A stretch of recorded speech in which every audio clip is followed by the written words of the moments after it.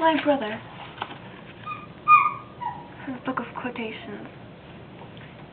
In the section about books and reading, there's a quote. Some read to think, these are rare.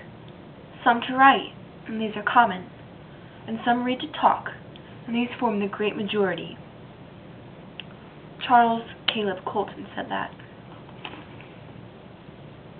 I have been someone who reads to write, and I read to talk, and I read to think when I'm assigned books for school.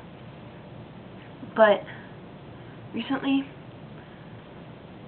I read the book All Quiet on the Western Front, which I would hold up right now, but my camera is sitting on it, and the book set me to thinking.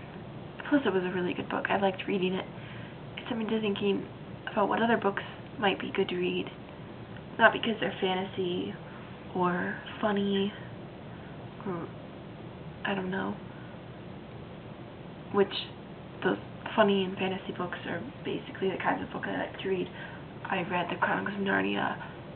I read to entertain myself, but I think it would be good for me if I read some books that made me think, rather than the books that just made me laugh or entertained me.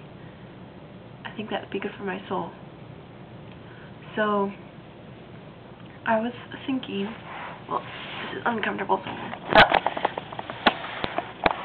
I want to read some books, and right now, the books that I've picked out are The Color Purple by Alice Walker, Siddhartha by Herman Hesse, The Secret Life of Bees by Sue Monk Kidd, and 3 Cups of Tea, which I have to read anyway for school. Sun just got really bright. So I'm going to read those when I can. But I was wondering if anybody else had any ideas about books that are like good for your soul. Books that make you think and that are good to read.